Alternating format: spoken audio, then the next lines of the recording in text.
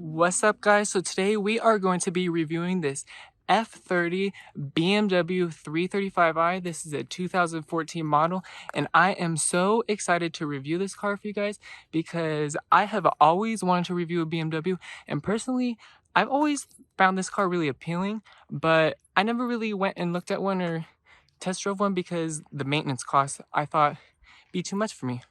But let's get into the review, shall we? Oh no. Oh, he just got his blinker on. Oh No. shit! Bruh! Damn, I was hella recording too. I got that on video. That is what happens when Miata too. That's the Miata took it too fast. yeah, when you send it a little too hard. Oh, and here's the cop.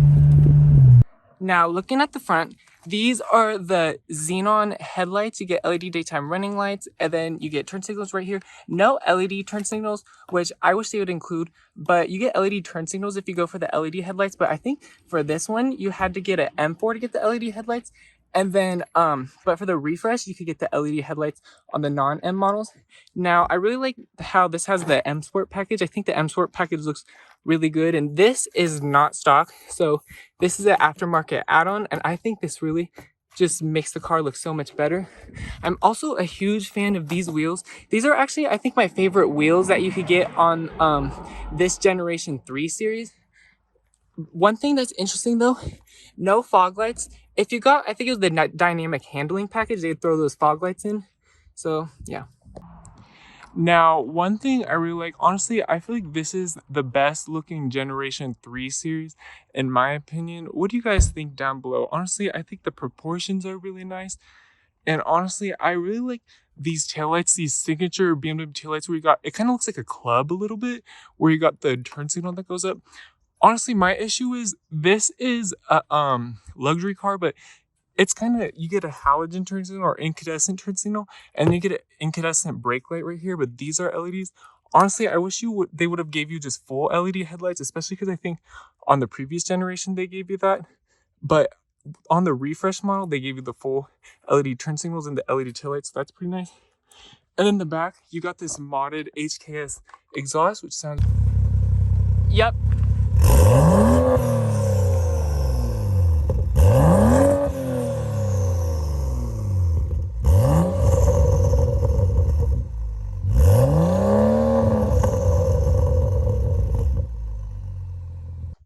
But let's look at it more. You can see, since this exhaust here is so big, they removed like the diffuser that goes right here. Honestly though, I am in love with the way the M Sport package looks on this vehicle. And you know it's a 335i or a 340i if you have two exhausts. Obviously though, since this one's modded, it only has one exhaust. But sometimes you'll see like the 328i's or the 330i's with the M Sport package, and then it'll have just two exhausts on the left side right here. So that's one way to tell if you're behind a 330i. Now let's open up the trunk. Did it open? Do you have to press it once or do you have to hold it down? You probably have to hold it down. Sometimes I just like to see. You have to just press it once. Let's open it up. This is a pretty good sized trunk. I feel like for a vehicle this size, you got enough space, but obviously if you want a bigger trunk, you go a class above this. One thing though, no power closing trunk. Honestly, I don't really expect that on a 3 Series, but I know the new Generation 3 Series gives you a power closing trunk. One thing I really like about BMWs is the lock unlock sound they make. Let's open it up. Now, since this is the M Sport model, you get a cushion extender right here, and then you get bolsters, adjustable bolsters. This adjusts the bolsters, but no lumbar support. You had to go for the premium package to get that. Honestly, I wish they would just give it to you, but BMW always makes you pay for everything. And these are also the Sensotex seats, so this is the leatherette. Honestly, I was expecting these seats to kind of feel kind of cheap because I've been in a 328i before that had the Sensotex seats and it was older and they felt really bad, but this one has been taken care of well, so these seats feel pretty soft and the leather still feels in good quality. Actually feels almost like a new car in here, and this is an 8-year-old car. I'm really impressed with how well this is held up, and this is a manual thigh adjuster. It's not power. This is BMW's upgraded iDrive. So since 2014, the base model BMW 3 Series had like a 6.5-inch screen. This looks like it's an 8 or 9-inch screen. And honestly, I really like iDrive. People always say good things about this generation of iDrive. And I have to say a good thing also. I haven't used that many vehicles with the touchpad controller like this one. But honestly, this one, I really like how it feels. It just feels very like solid and substantial and much more better built than something like the Mazda touchpad controller. Obviously, because it's a luxury vehicle. But I really like how the buttons feel. And this is just a really snappy infotainment display. And it's not confusing to use at all. People say it requires a learning curve, maybe, but that's how all infotainment systems are. This one's pretty easy for me. Here's one interesting feature is you get ambient lighting. You get classic mode and sport mode. I'm not really sure what that is because I can't see the ambient lighting, but I'm sure classic mode is like white ambient lighting and sport mode might be red ambient lighting. I don't know. I'll check with the owner and see what it is. But I think that's kind of interesting. One interesting thing you see here is this sport display. So see how the power goes up to 320 horsepower? If you have the dynamic handling package, that'll say up to 400 horsepower and torque. But since this one isn't the doesn't have the dynamic handling package, it doesn't have that.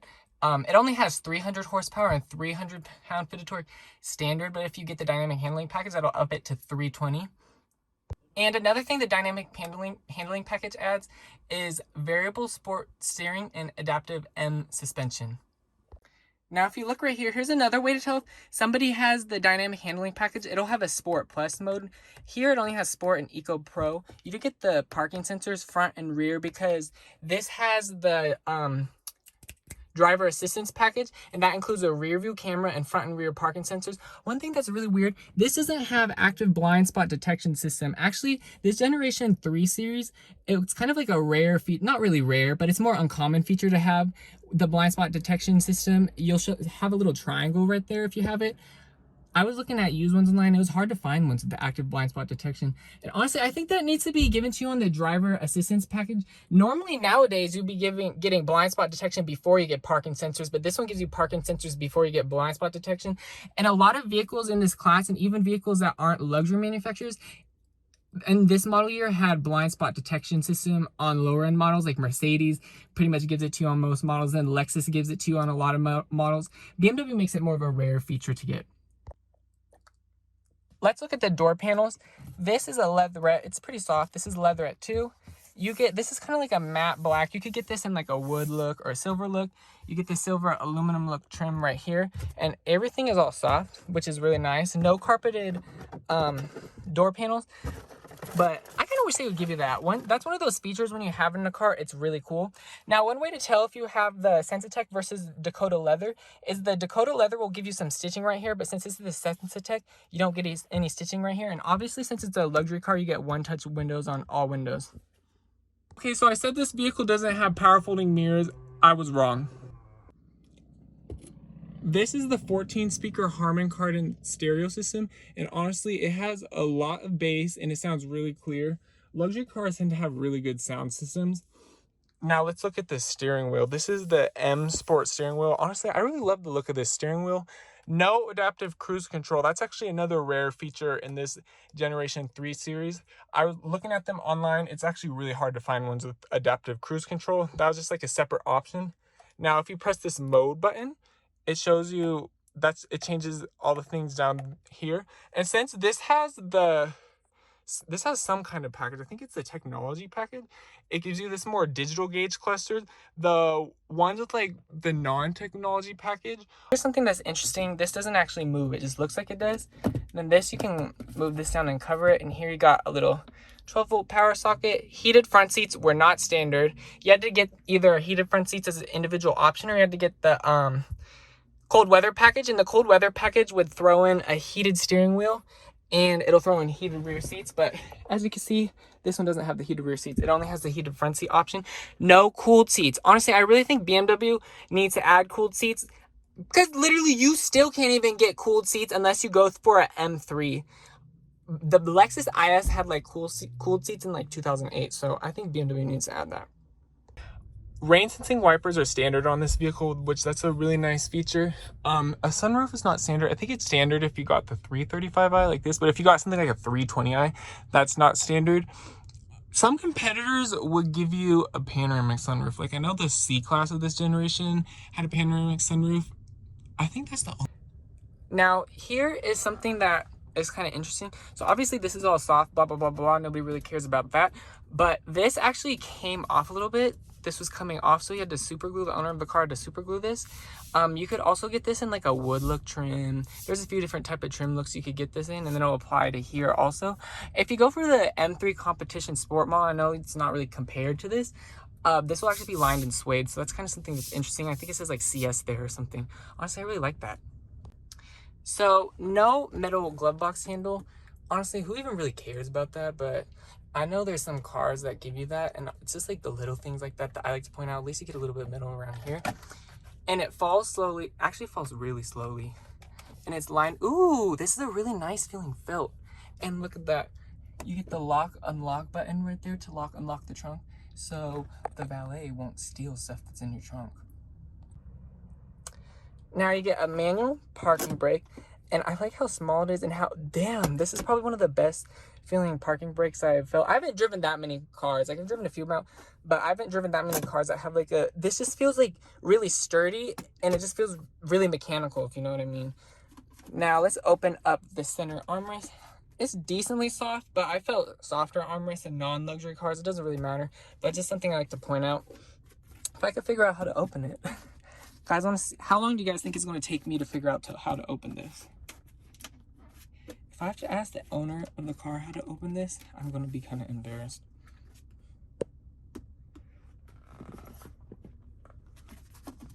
Oh, you just pull it. I was afraid that it would break if I pulled it. This is this is actually a really small center armrest. You get one USB and you get an aux cord. I'm not sure what this is though. I'll have to ask the owner. One interesting thing is the lock unlock button is right here. I also like how BMW gives you a CD player. I guess since it's 2014 that's more common, but nowadays they're starting to throw CD players out. Sitting in the back seat behind myself, I'm 6'3". You guys know that because I say it in every single review. You can get the heated rear seats if you have the cold weather package. At least you get rear air vents, although that's kind of expected. Looks like you get tri-zone automatic climate control because you can adjust the temperature right here. No USBs right here, but at least you get a, oops, drop that over there. We don't want that to get lost. A 12 volt. I kind of like how BMWs have the speaker right here, and then they have the one up here. I don't know, kind of has a cool look when you get the two speakers right next to each other. And I like how you can really see through the speaker grills, and you have the silver inside. Honestly, I feel like that looks really cool. That's just one thing I like about BMWs. And you also get some nice storage down here. Oh, it looks like there actually is carpet on the inside, so that's pretty good. And just like the front, this is the same nice soft materials. Now let's fold down this armrest. You get these finicky cup holders, over-engineered, just like the Germans love to do. And it feels nice. Honestly, I really like how this Sensotex leather has held up over time. Now, if you want to open the trunk, you just press this button. That's where the trunk button is located. Let's open up the hood, shall we? Under the hood, we have BMW's 3.0 liter inline 6-cylinder N55 engine. It has a twin scroll single turbo, and one thing that's really nice about this engine is you get actually really good fuel economy. 22 in the city, 25 on the highway, 32 on the highway, 25 combined. That is actually really good because my 2018 Mazda 6 with the 4-cylinder turbo gets about the same MPG and it has less power. Now this has 300 horsepower and 300 pound-feet of torque standard. You could get the dynamic handling package to up that to 320 horsepower, but this one doesn't have that, but it is tuned, so it's up to 400 horsepower. And it has a few mods on this, like an Hks Exhaust, a high flow filter, and a catless downpipe, and it has a JB4 tune. So this thing is pretty quick, and I am so excited to drive it on the road for you guys because this is actually the fastest car I should have ever driven. So I probably am not going to drive it crazy as the owner would because I've never driven a car this fast, and we want to get to know it. Now, how reliable is this engine? This is BMW's N55 engine, so it's pretty reliable for BMW standards. The N54 that was in the generation before this was a lot less reliable. And one thing that people complain about in this generation is this powertrain is a little bit slower than the last generation, but they did that to make the reliability a little bit better, which honestly, I'm kind of happy they did that because who wants a really unreliable car? Now, just like all BMWs, you have to pay to play because a lot of the parts on this vehicle are made of plastic and they will break over time due to heat and all that stuff. And a lot of these parts have a 5-year, 100,000-mile warranty, but this is 2014. So honestly, that warranty is no longer available, it seems. But some of the issues that this vehicle has is that you could have a Vanos solenoid issue, and apparently you need to replace the Vanos every 50,000 miles. The owner of this vehicle said the Vanos wasn't an issue, but I read online that it is. So, what do you guys think? Is it an issue? Is it not?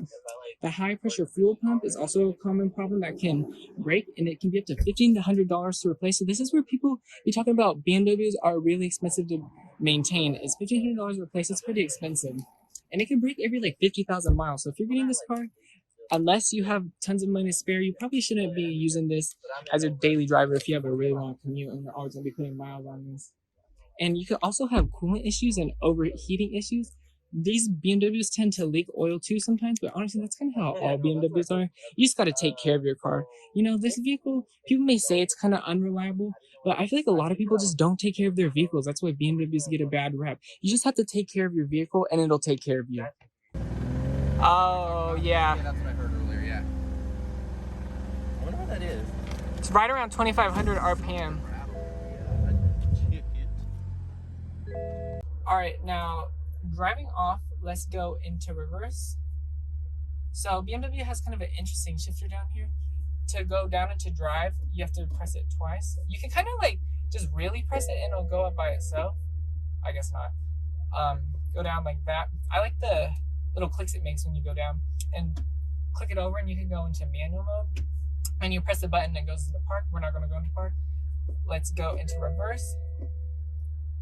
Just like, oh, I have to press the unlock button. I didn't realize I was not pressing that.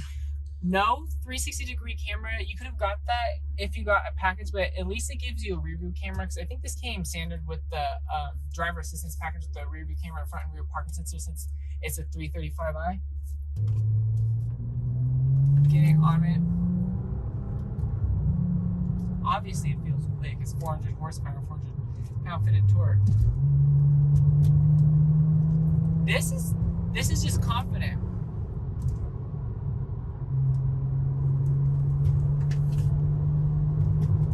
You know, it lets me do what I want.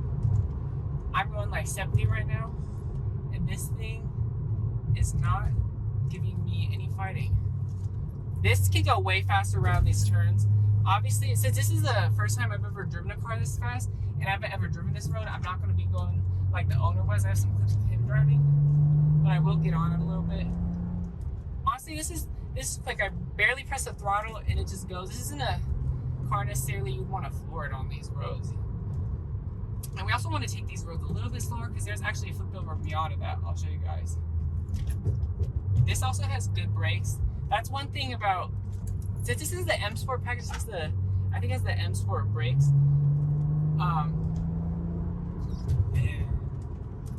This thing just handles. I thought my Mazda 6 handled well. Nope. This is way better than the Mazda 6. Finally, I get to drive a vehicle that really handles. You know, I always say, oh, this car handles good, this car handles good. But now I really know what real handling feels like. I love this ZF 8-speed transmission too. Quick downshifts and quick upshifts. This thing has plenty of power. Obviously, it's 400 horsepower, 400 pound-feet of torque. Now, it sucks because we're stuck behind all these slow people. Let's see, I'm gonna put it in manual mode.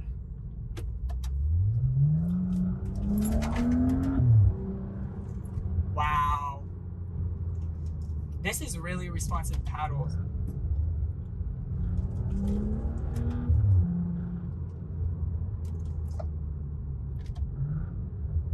Love the sound this exhaust makes. Honestly, this is really easy to drive. Like, that's kind of what I expected. But I don't know. It still surprises me at the same time.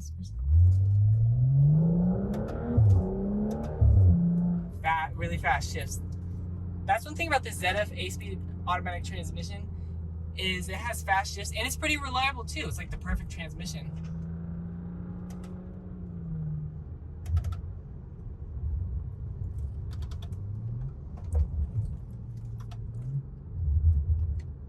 Ooh, that highway patrol. Let's put it in the quieter exhaust mode.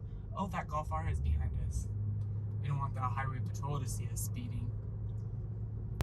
Now we're in drive now, and honestly, this vehicle is very tame in drive. It's really sporty in sport, but it's tame in drive. And this is a really easy vehicle to drive. You know, I was expecting 400 horsepower, 400 pound-feet of torque. Since I've never driven a car with this much power, I was expecting it to be a little bit more scary to drive, but this isn't scary at all. I feel really comfortable in this, and I really like the adjustable bolsters on the side. And honestly, I just like how this goes around the turn. And it's not vibrating. The suspension feels good. It doesn't beat you up while still handles really good. Overall, this is a really good daily driver. It's also, even though this has the Hks exhaust, it's not annoying. It's not drony, just at normal speeds. When you get up a little bit in the revs, you do hear a little bit of noise, but it's not an annoying noise. Okay, now I'm gonna...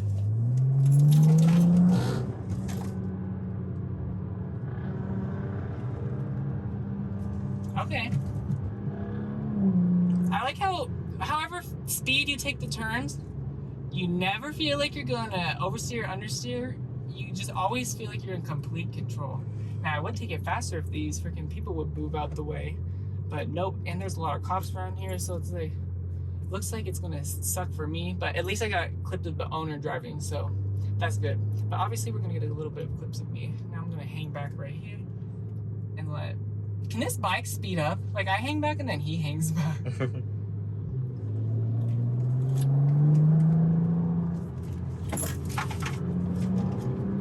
Damn, I feel like I'm on a racetrack. You know, they say the steering in this, since this is the generation where BMW moved to the electric steering versus the hydraulic steering, which they're known for, and everybody says it's so numb and so boring to drive. I've never driven a BMW before, so I wouldn't know what the hydraulic steering feels like. They say you don't feel as connected to the road with this electric steering, which I guess you don't, but it still handles really well. Somebody like me who doesn't really know the iconic BMW cars, the steering, I have no issues with it. I feel like most new cars kind of come with that boring steering also. Really, you're just gonna have to compromise. If you want a new car and you want some good feeling steering, you're probably gonna have to compromise unless you get like a GR86 or Miata or something. But the old cars, they'll have the better steering feel. But this still handles really well. Like, this will get you into trouble on these back roads, not trouble with the accident, trouble with the police, because you're going to be flying around these turns, but you might be able to get away from the police, because I doubt those Explorers and those Tauruses and those Chargers, I doubt they could keep up with this 335i on the turns. I know they can.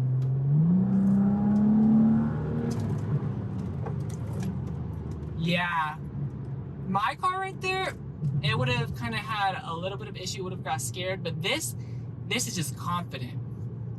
This is just a really fun car to drive.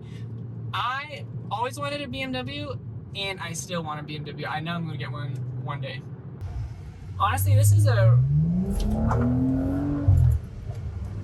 We have the traction light go on right there. This car kind of has a little bit of a fart through the exhaust when you shift. I like when cars have that little fart through the exhaust when you shift. Now, let's try out BMW's turn signals. People always talk crap about them. Let's see.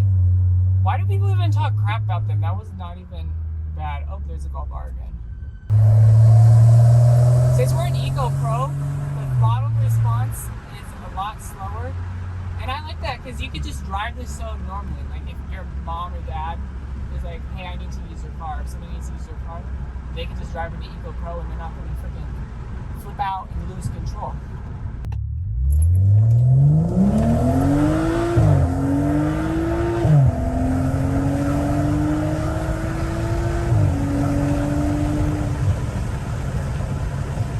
Yeah.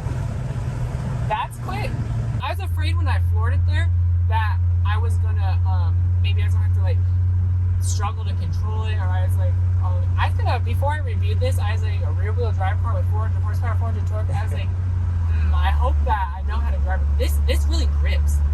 This grips so well, and this is on the stock tires. You know, you're not on any Michelin's Pilot Sport Force. Honestly, and this is pulled so well. I feel like this is really easy to control. I was expecting 400 horsepower. I keep saying that, but I was really expecting it to be a lot harder to drive and a lot scarier because I've never driven with the fastest car I've driven is a Hyundai Sonata N-Line. Like, that is not that fast. I mean, it's quick, but it's not that fast. But this feels really good. And honestly, I could say I'm comfortable and confident in this. Now, one thing that this vehicle isn't equipped with is the driver assistant. Oh, I like how in the gauge cluster, sorry, my mind jumps in place. That'd be that ADHD. In the gauge cluster right here, we have the navigation on, and it tells me where to turn and what way to go. Back to what I was saying about the driver assistance plus package. This doesn't have like any driver assistance besides like the rear view camera and the front and rear parking sensor. So you don't get automatic braking, no lane departure warning, no lane keeping assist, no pedestrian detection. You could get that as an option, but these BMWs, it's going to be so hard for you. If you want one with all the options, that is going to be so hard for you to, let's get in front of this Ultimate, but it's going to be so hard for you to find, especially if you want something like the red Dakota leather and everything, you want the adaptive cruise control. You're going to have to wait a long time and get really lucky. You're going to have to compromise on some features because these BMWs, each one you see, they all have like different options. In 1/4 of a mile, bear right onto CA. That's what the BMW voice navigation sounds like. This isn't a touch screen. I feel like you don't really need to be a touch screen. You can control with this, and I really like the touchpad controller systems in cars. But that's just something you need to know if you want to know if it's a touch screen or not. Now, this car is 8 years old, and this has, it doesn't show the mileage right here. What does it have, 70,000 miles? Yep. 80,000 miles? Honestly, this seems like a new car for 70,000, 80,000 miles. And I don't really hear any rattles. I felt like I heard a tiny rattle a moment ago back there, but honestly, this car doesn't have any rattles really, and it just seems really new still. Like, I was surprised that 8-year-old BMW, this could pass off for a 1-year-old BMW.